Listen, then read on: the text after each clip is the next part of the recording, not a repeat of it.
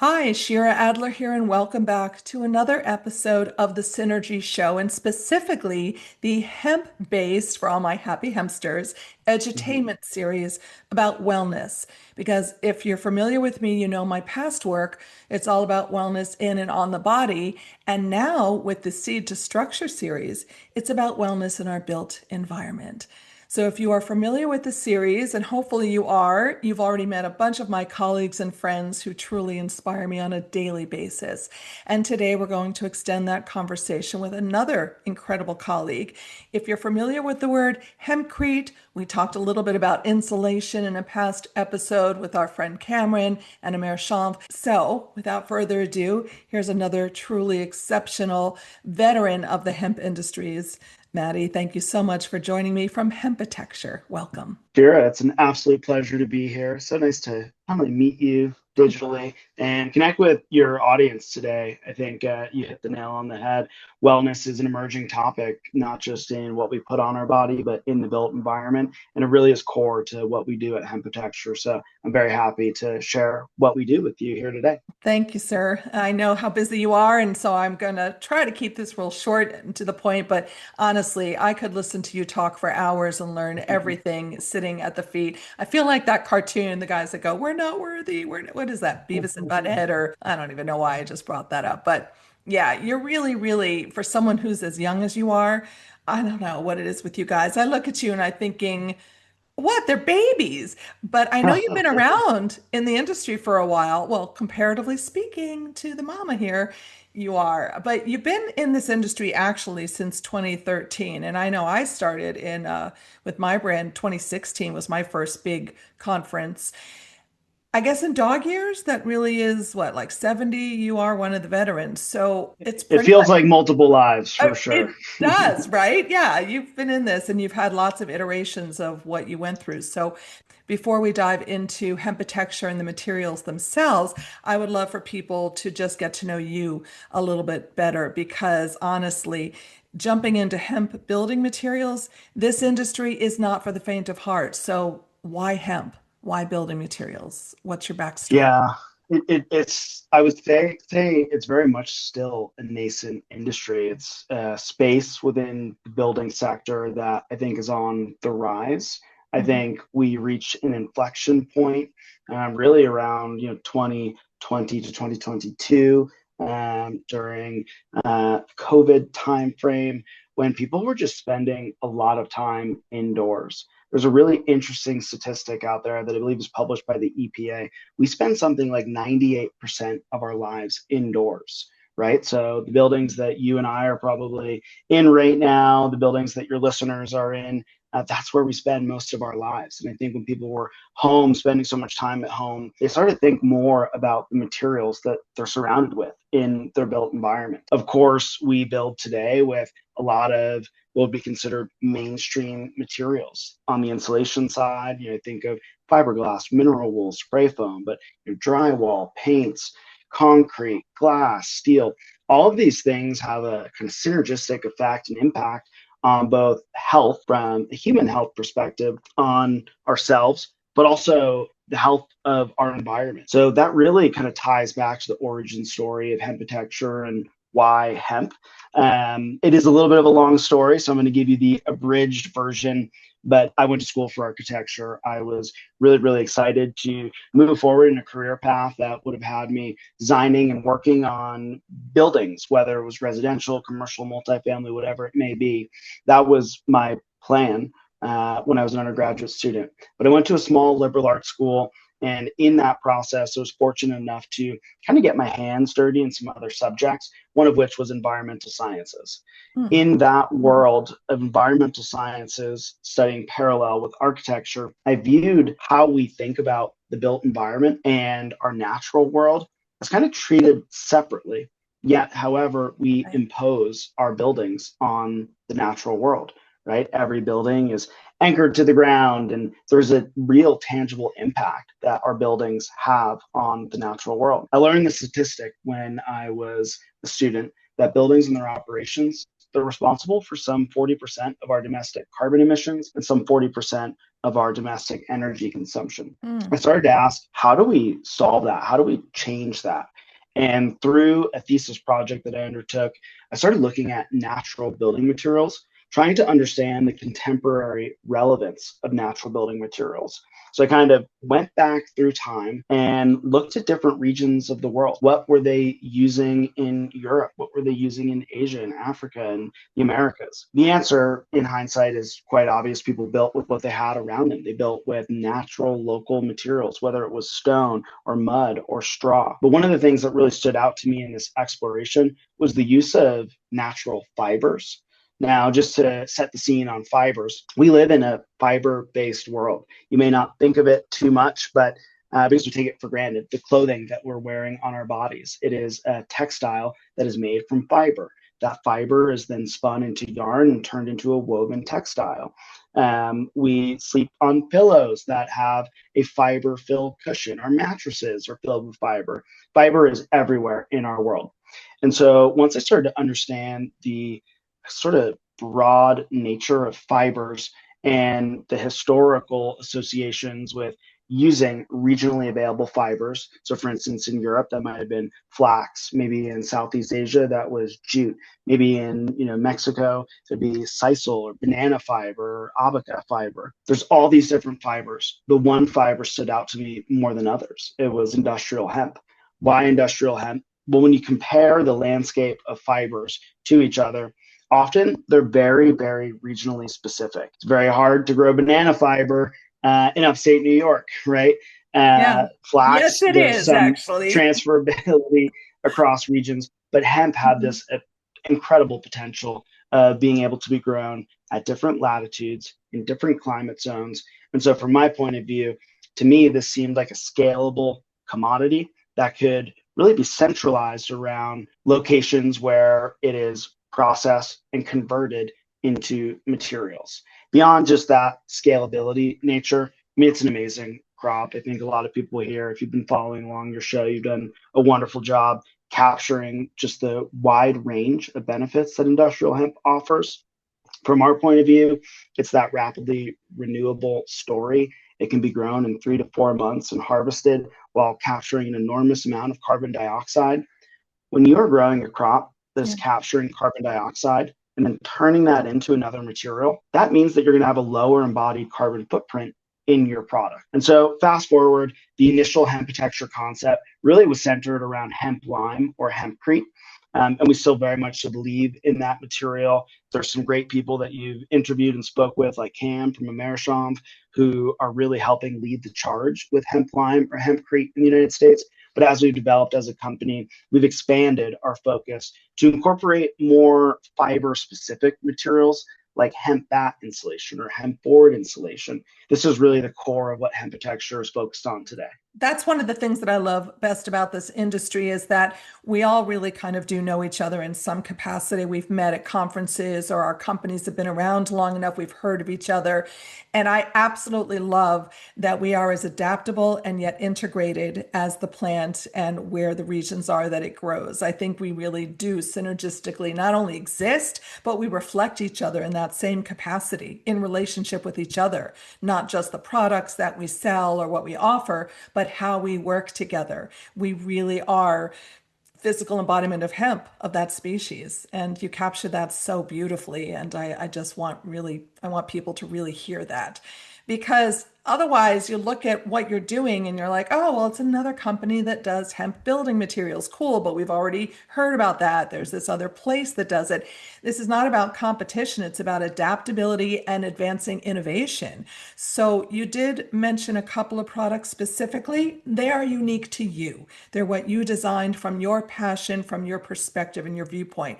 Can you share a little bit more so we can understand the difference between, let's say, a hempcrete, the hemp with the lime binder, and then what you're offering and how it works in Mm-hmm. construction? Yeah, absolutely. So, I'll just kind of set the scene with hempcrete, even though I believe your followers and viewers listening in at home are familiar with that, because that is where we started. But I think it's important to start there because when we think about the hemp crop itself, there are multiple output materials. There is the outer bast fiber, which is a fiber that goes into our products today. Then there's the inner wooden core, the hemp hurd. Folks like Hempitecture, folks like Americhamp and other companies, they are taking that inner wooden core, blending it with a limestone-based binder, mixing it with water. And honestly, it really is a magical material in that it actively, during the curing process, seeks carbon from the atmosphere. And now hempcrete, it's a great material. It is a material that I think has phenomenal potential in the United States. It is a material that when we first started out, it was labor intensive. It was really, really difficult to implement. Also, anything that is new is going to take more time and maybe Yeah. add some more cost. Yeah. And so as we were really focused on hempcrete early on, we started to think more about the other plant part constituents, the fiber. Going back to that origin story, the potential of hemp fiber to be used in textiles, non-wovens, and other industries. There was just so much opportunity there. Hempcrete, I like to think of it as a system of building. It solves for multiple materials in one. But the only challenge with that is sometimes you have to reorient the order of operations in a building project. You might have to train your subcontractors. You might have to get a structural engineer on board with the differences involved in this building method. After years of working in this method, working on bringing things to market like spray application, panelized hempcrete, we saw additional opportunity for one-to-one replacements. So if you think about how homes are built today, chances are that if you're in the United States, you're probably in a wood framed building, 2x4, 2x6. Maybe in some cases there will be metal studs, but this is called a cavity. In between those wood frames, the 2x4s, the 2x6, that's a cavity. All cavities need insulation. So what is on the market today? What's on the market today is fiberglass mineral wool spray foam with some other options in between. But those are really kind of the big three. If you are able to make a more sustainable product in a similar format that integrates with conventional building practices, you're able to move the needle towards sustainability by embracing scalability. By embracing scalability, by embracing that idea of a one-to-one replacement, something that's as easy as we're going to use fiberglass. We decided to switch in a hemp bat insulation. That helps move the built environment towards sustainability and also towards health. So the hemp bat product, that's really where we began kind of this next chapter of our business. Around 2021 to 2022, we raised a financing round designed to fundraise for the first hemp insulation manufacturing facility in the United States. This manufacturing facility was designed around the concept of taking decorticated, cleaned, processed hemp fiber, bringing the qualities and characteristics of that fiber further to make them suitable for an insulation product. So if you think of fiberglass, it's that kind of itchy pink stuff that you might see in your attic or your crawl space. You know what's so ooh, funny I is don't want to touch it. you're saying the word fiberglass, and I know there are people going, "Ooh," because even the thought of that, I have a tactile response that makes me want to just go, oh my gosh, it's so unhealthy, it's so dangerous. If you inhale, all of that, the particles can be very irritating. There are so many issues with it. You're talking a hemp fiberglass. You've created basically the equivalent of that. That's exactly right. And just to kind of not to pick on fiberglass per se, but Go these ahead. You can conventional pick on them. materials, We're allowed. No these offense. conventional materials, they contain materials that are just hazardous to our health. You mentioned the particles, the glass fiber. Yes, can be irritating to your respiratory system, but also it's the other chemicals that you don't see. It's the VOCs, it's the formaldehyde. At Hempitecture, we've developed a process that takes hemp fiber, puts it into a format very similar to, say, fiberglass or mineral wool, a bat insulation that can be inserted into a wall cavity, friction fit, it holds its place, it doesn't slump or sag in the wall cavity. And so it is that one-to-one replacement that allows you to take out a material that has these maybe less than desirable attributes and replace it with something that is really based on an industry, not of extraction, but of rejuvenation. And I think to me, that's one of the things that is really compelling about hemp. It's a rejuvenating crop. It is contributing to soil quality while also giving farmers in rural communities a new economic opportunity.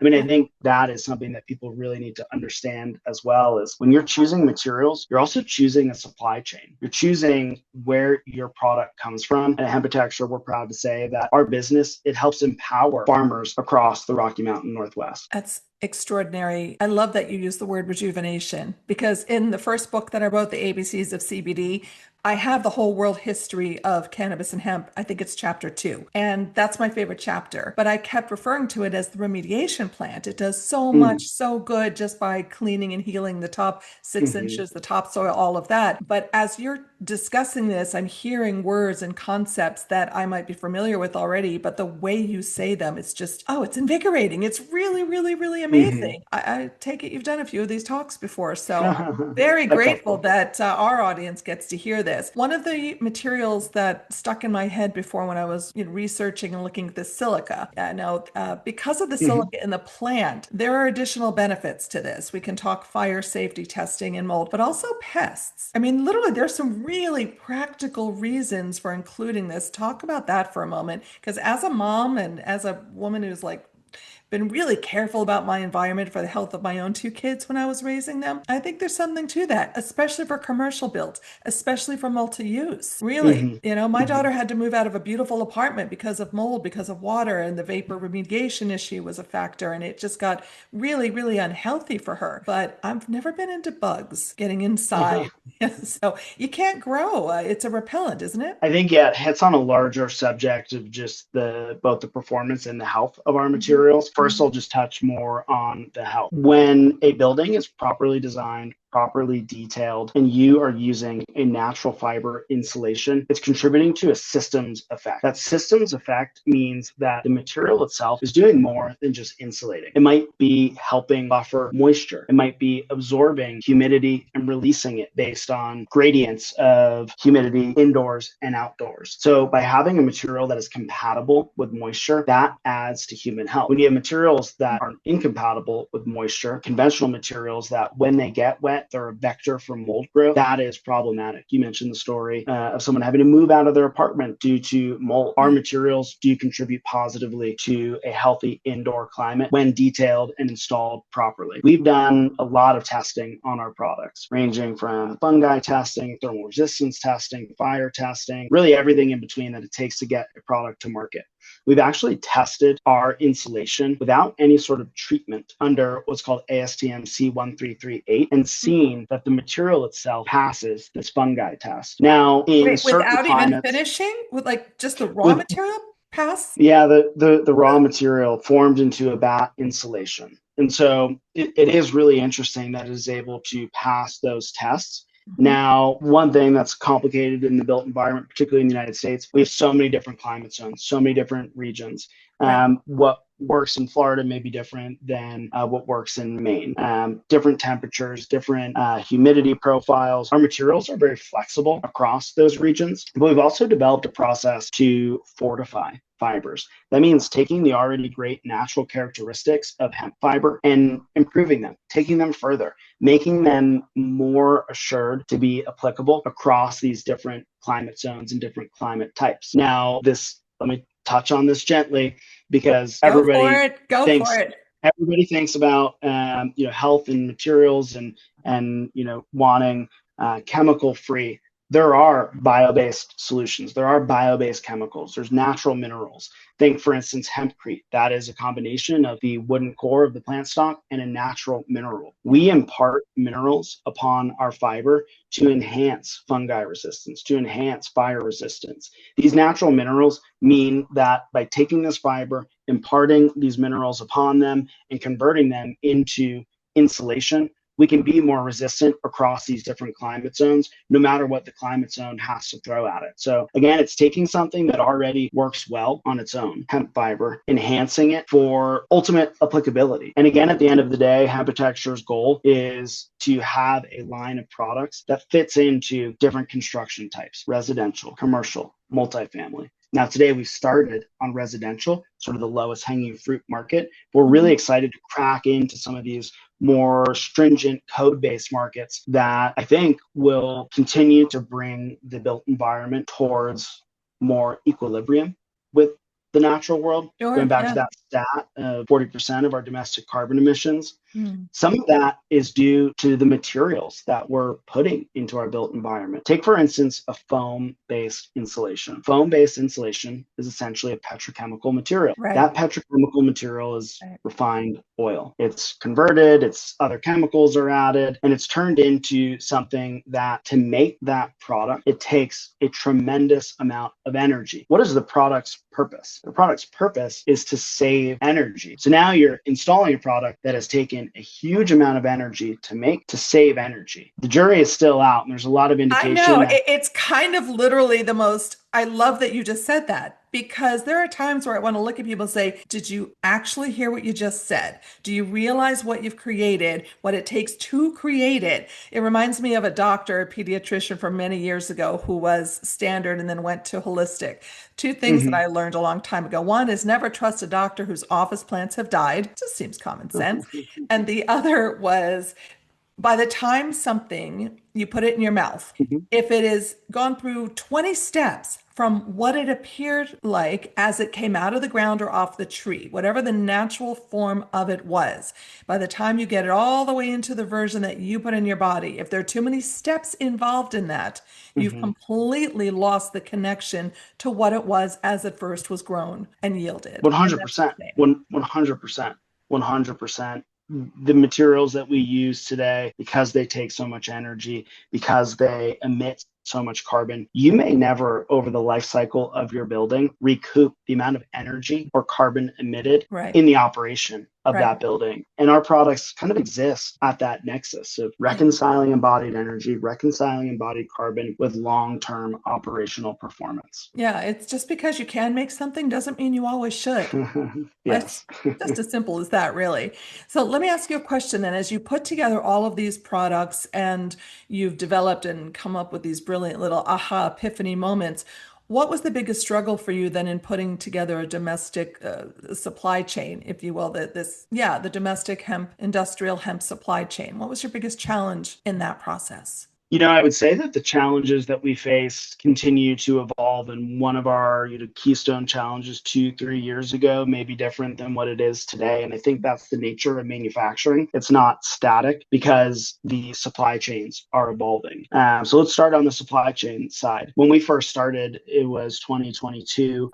Industrial hemp was very newly legal in the United States, particularly on the fiber and grain side. Mhm. So getting a surety that the raw material supply chain would be available and able to keep up with our demand. That was step number one. We were very fortunate that at the time of us setting out this plan to build a manufacturing plant, there were other companies kind of rising at the supply chain side. One of the biggest challenges early on was just ensuring that there was going to be the readily available supply chain with industrial hemp being so new. When we were first getting up and going in 2022, we're very fortunate in that there were other companies kind of on the rise who were focused on that back half of the supply chain. Folks that work with the farmers, contract the acreage, and convert the plant-based matter into fiber and hurt. A company that comes to mind is I&D Hemp in Fort Benton, Montana, great partners of ours. But our business has enabled a company like that to grow and continue to grow and thrive, while also enabling other people to get into the agriculture cultivation space of fiber hemp. We have another partner that is now in Idaho. So a portion of our hemp fiber comes from Idaho. Previous to our manufacturing plant, there was very limited supply. It Yeah. takes a full supply chain from growing to someone converting and turning into product and bringing that to market for this industry to succeed. Today, the supply is less of a challenge for us. And I would say that there are a lot of folks who are moving towards industrial hemp fiber processing and decortication, which is great. I really am optimistic and hopeful that the demand for what they're producing can keep up, and that other companies like Hempitecture, whether they're focused on composites or other building materials or maybe conventional building material replacements like wood, you spoke with HempWood the other day, that they are able to help fill this growing supply chain. So that was really one of our biggest, earliest challenges. Now, I would say today, as we've scaled our operational efficiency, as we have developed a formulation for our products that's able to meet more stringent code compliance and be specified into a more diverse array of construction types, we really need to press go on sales and drive volume. A manufacturing business at the end of the day needs volume of sales coming in. Yeah. And this is a new and nascent industry. You can't purchase something that you don't know about. And I think so many people out there in the seat of specifying, when I say specifying, meaning person that prescribes the building materials for an architectural plan set, they need to know about our products. So we're really working on meeting those people where they are, sending them samples and introducing them to Hempitecture so that they have our product offerings as a tool in their toolkit to offer to their clients. Oh, I'm so excited. That just gives me chills and tingles. That's literally why I started EcoSynergy.solutions is the website. It's really meant to be the ecosystem kind of a central point. And in fact, just before this interview, the last one, I think they'll be posted in this order. If not, it doesn't matter. All the episodes are good. Is with a wonderful North Carolina-based architect, Callahan Design. So yes, I am starting to connect. That's why I'm doing all of this because just add me to your network, dude. You've got to stick me in your builders group, and Absolutely. yeah, that's really part of my passion and joy is to be a connector for all of you and everything you're doing. In fact, you do have a way for people to learn more and share and connect.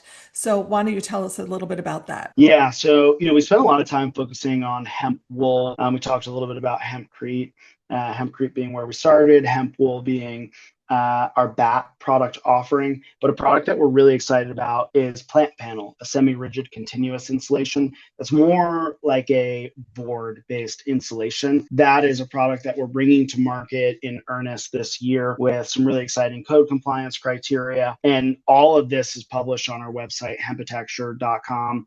We're also super active on social media, places like Instagram, Facebook. They've been great because I think people who are looking for new materials, new solutions, new ideas, they are not just going to Google, they're going places like social media, they're going to Pinterest, they're looking for things that are on the rise. We try and find people where they are, meet people where they are. And so we're really, really proud of our organic approach to marketing. We have almost 30,000 followers on Instagram. And a lot of these people, they've come in the door ultimately as customers. But great resources for people to learn more about Hempitecture can be found on our social media, on our website, hempitecture.com, even on our YouTube channel, where we publish videos about what we're doing, how we're doing it, the products that we're coming out with, things that we're excited about, and our trials and tribulations along the way. We try and be very open and transparent about our journey. We try and share what we're doing so that other folks can benefit from the fruits of our labor. It's all about authenticity and transparency. I think that it's not just that the consumer is more educated, it's that people are looking for heart. They want to know the person that they're connecting with, the product that they're making is offered from that place of true authenticity. Yours is, mine always has been. That's just who we are. So I think it's really a very natural byproduct to see the audience rising and demonstrating the interest and the engagement because you're not out there to create something from a place of, oh, I need to, and therefore I'll write this and speak this. You're just showing up. This is about being present. And you are, you always have been. That's why I'm such a fan. I'm fangirling all over the place over here. Now, let's say and for those who are new and maybe they haven't yet, and of course we'll cross promote, so you'll put my episode up with you and everybody will, I'll be blasting this out as far as I can. But if someone is brand new, this is the first time they're tuning in, they're loving the conversation, but they're not quite sure where to start. If you were replacing a product for the health of the homeowner, what would be the first product you would first choose to replace in a home? If let's say a retrofit, commercial or residential. And then if it was a new customer, brand new, had no idea, but they just love the idea, they heard you speak and they said, oh, I want to build with it. Then walk us through that full project. But first, just a replacement, because a lot of people come to me and say, I want to replace a floor or I need to, redo the kitchen. Is that possible with these materials? And what do you suggest? Yeah, it's a great question. And you hit on remodels. Remodels have been a great market for us. And I think oftentimes it's the most sustainable building is the building that's already built and a building that you improve for energy efficiency and performance. So we very much so encourage people to think about what they have and how can they maximize the potential of what they have. Oftentimes when people are doing a remodel, they're taking off the drywall, they're seeing what they have in their walls. That's a great opportunity to put in a material like hemp wool, a bat installation. So if you're doing a remodel in your kitchen, you're remodeling a bedroom, or remodeling your whole house, our products fit really, really neatly into a remodel approach. Now, there is always kind of good, better, best. And we have a range of products that kind of meet that array. When I think of best, of course, we're biased. We love natural materials. We love natural finishes. We want to take out the unbreathable materials like latex paint. We have products that can even replace drywall. For instance, plant panel, that can be used on the interior of your framing system, and you can lime-based plaster over that. Similar to how you would render or finish out hempcrete, you can render our plant-based insulation board, plant panel, and have a beautiful aesthetic, a natural home that really is synergistic with human health. It's enhancing and nourishing human health, not taking away from it. I love Now, that. There's an aesthetic quality to that. I can almost picture what that can look like because with the interview I did with the architect, he was talking about how you can work with these, there are paints that are all natural that are actually wasn't even really a paint. It was a DIY project that you do with eggs and if amazing what he was sharing. You're going to love that episode as well. I'm going to make sure you guys are connected. But that's the point. That's a new idea. I've never even really considered that. I didn't know that was an option. So, and again, I think people are thinking about this more. I think people are realizing that there's an impact on what we put in our bodies, what we put on our bodies, and where our bodies live in built environments. And so we really try and stand for that. But then, of course, new builds, that's a place that we service, a market that we service, primarily in residential, moving towards that commercial multifamily. When people want to get hands-on with our material, the best place to start is to order a sample kit. We've had a lot of people reach out to us saying, I have someone in my family or myself with multiple chemical sensitivities. Can I get a sample kit and just see if I have any reaction to this material? And by being able to touch a material, feel it, leave it out in your space, you can really get this hands-on tactile experience that makes sure you are aligned health-wise with the performance and the characteristics and qualities of the material. We sell sample kits all day long, and we sent sample kits to thousands of people. Those people have come back and become customers because they were able to get that hands-on experience. So for anyone, remodel, new build, I would say the best place to start is go to our website, purchase a sample kit, feel our materials, touch our materials. Yeah. And when you get those materials in your hands, you will see that there is a big difference between what is conventionally available, those materials that you don't want to touch, you don't even want to look at, you hide them under your drywall, between the materials that we offer today. I absolutely love that. I'm a big fan of sample kits. I have a few myself from our friends. I'll need you to send me one so I can bring that to all the places that I do all the talking. So let's just for fun to wrap up. I like doing a little lightning round once in a while just to get your first spontaneous thought. So hemp panel or hempcrete, which are you reaching first for on a new project? That's a tough one. If there is someone who's able to make a panel nearby, I would go panelized. But if you want to do a more community-centric build, I would say cast in place hempcrete is a great way to go. There's something really special about a bunch of people gathering around, working on building your walls inch by inch, layer by layer, and the effect of that is just wonderful. Absolutely. Okay, second quick question. I'm going to just throw these out at you. One myth about hemp building materials that you wish people would stop repeating. One myth about hemp building materials that I wish people would stop repeating is that building materials contain THC. We're sourcing from fiber hemp. We have very little to do, actually nothing to do with THC or CBD.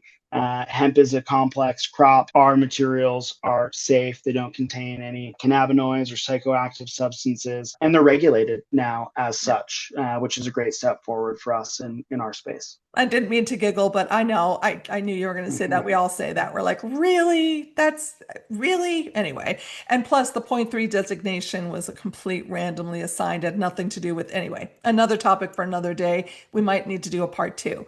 Okay. If you could replace one conventional building material, just one tomorrow with hemp, 100%, which would it be? Fiberglass insulation, without a doubt. Yeah, I'm right there with you. Okay, favorite smell on a job site, fresh lumber, lime plaster, or hemp fiber? That's a really good question. Obviously biased. I think hemp insulation smells wonderful. That is a question we get oftentimes is what does Mhm. it smell like? I think people maybe when they think of hemp, they might think that it has a more cannabis related odor. It actually has a very natural kind of aroma that does go away. And you won't smell it once it's installed. But I love the smell of hemp fiber going into the walls. Also, I love the smell of hempcrete. I think hempcrete has a really interesting smell, especially during its mixing and curing process. But Mm. again, all of these materials, they become inert over the life cycle of the building. You're not going to actively smell them. But in my former life, I was working in construction and did a lot of framing. And so there is something very nice about a fresh cut 2x4, 2x6, but the actual real stuff, not the engineered lumber that's made with compressed glues and resins and things that Yeah, are not so right. healthy for you. Right, exactly.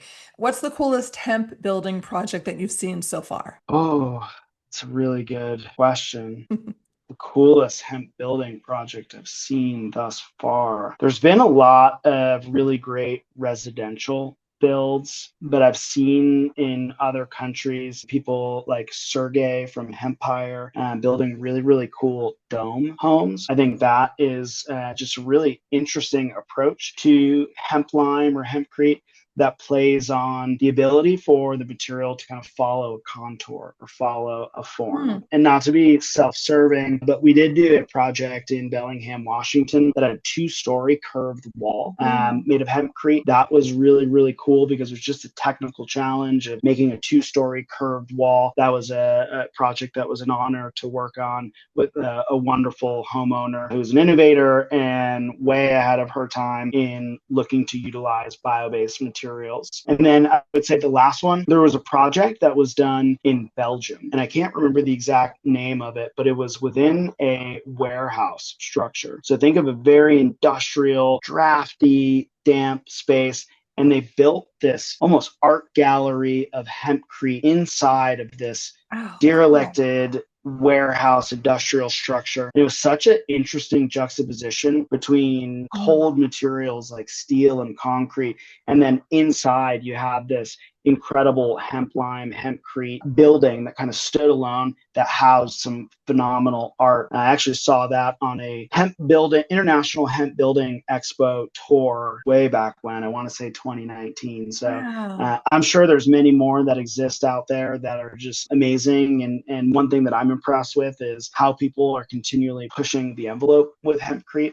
I think spray application is a great advancement in hemp lime, hempcrete, just from the speed and Karen ease would of agree with use. you on that. Most Yeah, definitely. absolutely. He's like, what used to Absolutely. take, a couple months is, a couple of hours or a couple of weeks in a total house. It's great. So, yeah, he had a big Absolutely. smile when he shared that. Okay, last question then. And one word. The future of hemp in construction is, Regenerative. Regenerative. It's yeah. regenerative because we mentioned how hemp contributes on the agriculture level to soil rejuvenation and regeneration. But I think that can be taken further by using bio-based materials, healthy materials that work synergistically with our health. It enhances our health. It contributes to our health. It doesn't detract from our health. And in a sense, you could say that helps us regenerate, helps us live a healthier, better life. So without a doubt, regeneration. I love that. And I love you so much. Just absolutely fantastic. I really deeply appreciate you and the whole team over there at Hempitecture. Again, like, follow, subscribe, share this video. Let more people know, please. All the information will be below in the description box. And of course, if you have any need, I'm here. EcoSynergy.solutions is available. This is what we're here for. So let us help you to bring wellness from in and on the body, now extending beyond into the built environment because it does matter. And who's an expert? Mattie. Thank you very much for joining me. I really deeply appreciate your time. Thanks so much for having me, Shira. I've really enjoyed our conversation today.